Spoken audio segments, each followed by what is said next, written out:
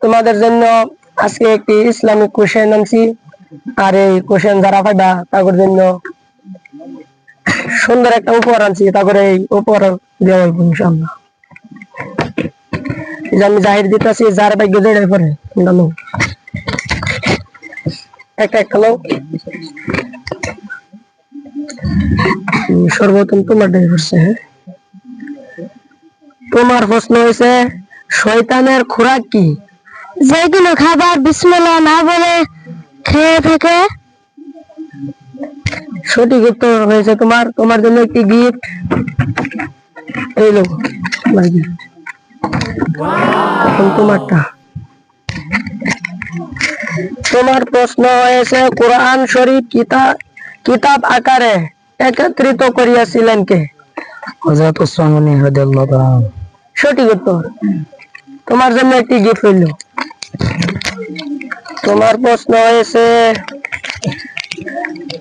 সর্বপ্রথম আল্লাহর হুকুম অমান্য করিয়াছিলেন কে? ইবলিস। সঠিক উত্তর। তোমার জন্য একটি গিফট লইল।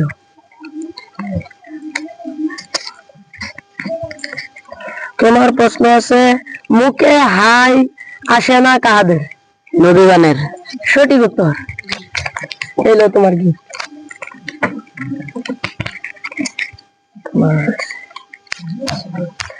তোমার প্রশ্ন হয়েছে সর্বপ্রথম পিতা মাতা কাহারা? হযরত আদম ও হাওয়া আলাইহিস সালাম। সঠিক উত্তর। তোমার জন্য একটি গিফট রইল। তোমার প্রশ্ন হয়েছে যাহারা কেবলার দিক ভুলিয়া গিয়াছে তাহাদের কেবলা কোনটি?